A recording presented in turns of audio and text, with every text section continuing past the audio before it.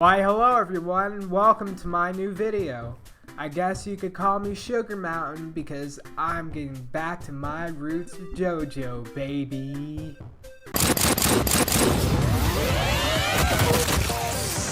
Okay, but real talk, I love JoJo's Bizarre Adventure, and although I personally refuse to make this YouTube channel a fandom-centered channel, it's a huge part of my life and I love talking about it.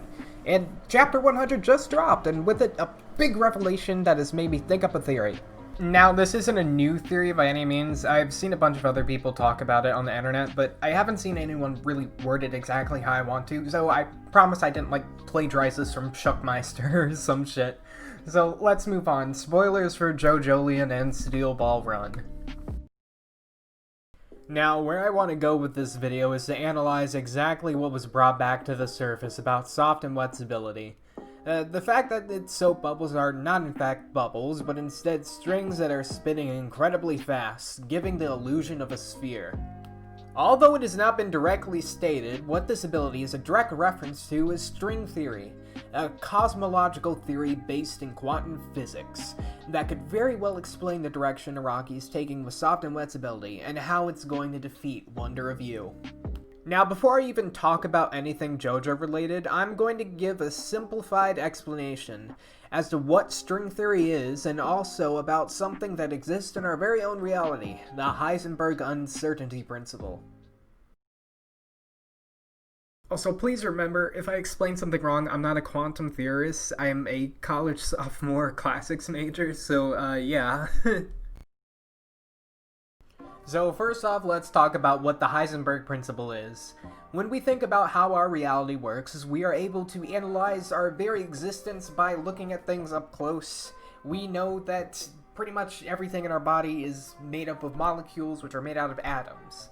And for the longest time, we thought that atoms were the farthest we could go in, zooming in and looking at things to understand what everything's made out of in the universe. But that was until we fucked with the atoms and, smashed them together, and it created something that can't be divided anymore, which are called elementary particles. Now, the only problem with them is that they're so incredibly small that we can't really perceive them, we can't look at them. In order for the human eye to see something, we need light. Light is an electromagnetic wave that bounces off a surface and reflects back at your eye. That's how we're able to see things. Now, the problem with elementary particles is that they're so small, the waves we use to see are too big to touch them. They just go right over them. So our solution to this is by creating electromagnetic waves with more and smaller wavelengths. And the problem with that is that more wavelengths means more energy. So when we observe elementary particles with a wavelength with a shit ton of energy, it screws up the particles, which means that we cannot measure or examine these particles precisely. And that is the definition of the Heisenberg principle. Now, what onto this video is actually about string theory, which has a direct relation to the Heisenberg principle. As we cannot measure or analyze elementary particles precisely, we can only measure and calculate their influence. And this is how we're able to have a standard model of difference between what these particles are, but it's only accurate up to 0.1202%.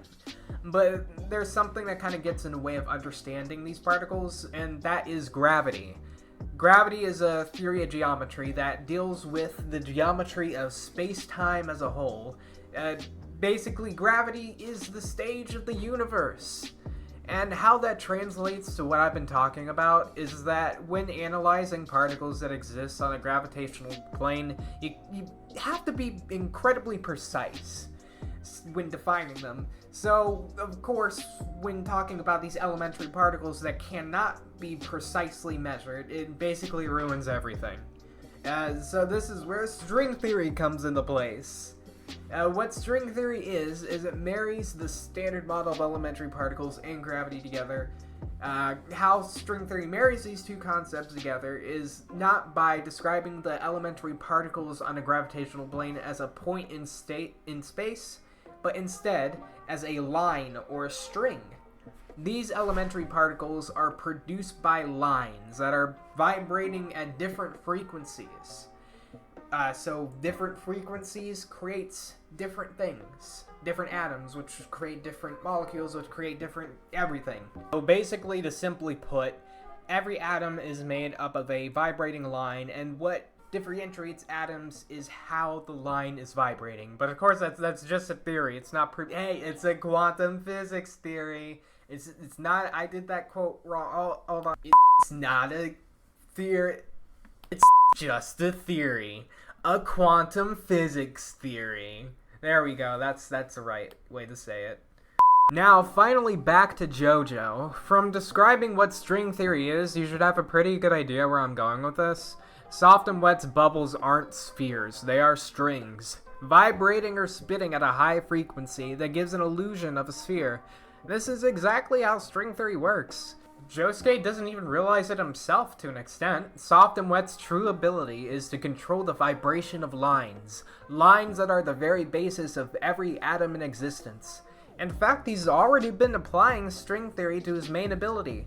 Soft and Wet's main ability is plunder. To my own definition, is basically just Josuke's lines applying themselves to something and changing the vibrations of its atoms to steal, or better described as disable, a property from it, like sound from a wall or friction from a floor.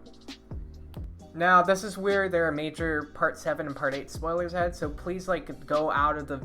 Wait, why am I even warning you? You shouldn't be watching this video if you haven't read Part 7 and Part 8. I don't know why I'm being courteous of you. If you're watched this far and you haven't read it, you're just dumb.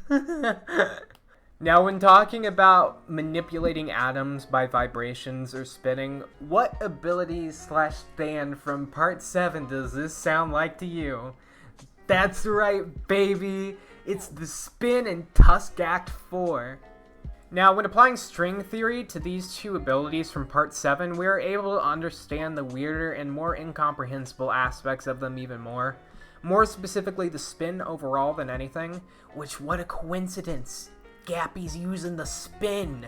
What the spin is basically doing is spinning or vibrating at a specific frequency that allows it to manipulate the strings that make up everything around us, which explains how Gyro is able to perform such obtuse occurrences with the steel balls. Same can be said for Tusk Act 4, which can apply its infinite rotation to a specific point in space that spreads across multiple realities and just shakes the entirety of Funny Valentine's atoms to his core. Now, before I go into exactly how I feel like Josuke is going to use this to his advantage, I want to talk about what exactly Wonder View's ability is, and how I think it relates to everything I've been rambling on about. From what we understand, the Wonder View's ability is basically to cause calamities around those who try to pursue it. How this is always phrased, though, is the calamities are acting on some sort of flow. What I believe the Wonder View's actual ability is, or more appropriately phrased, what I feel like how his ability operates, is the process to which the Heisenberg uncertainty principle works. Based on something Mamazuku stated in chapter 100, that the ability of Wonder View is an illusion, and is not directly causing the calamities like how we thought. Much like how in order for us to observe elementary particles, we have to use wavelengths that damage and change the particles. I believe Wonder View is a manifestation of this process. Anytime someone tries to perceive or interact with it, something happens to damage that individual. This is how Wonder View's ability operates. It produces a flow of energy that acts as a force field to which anyone who tries to perceive or interact with it is inflicted by a calamity, or more specifically, the cosmological recoil of the metaphorical wavelength they're applying to the stand.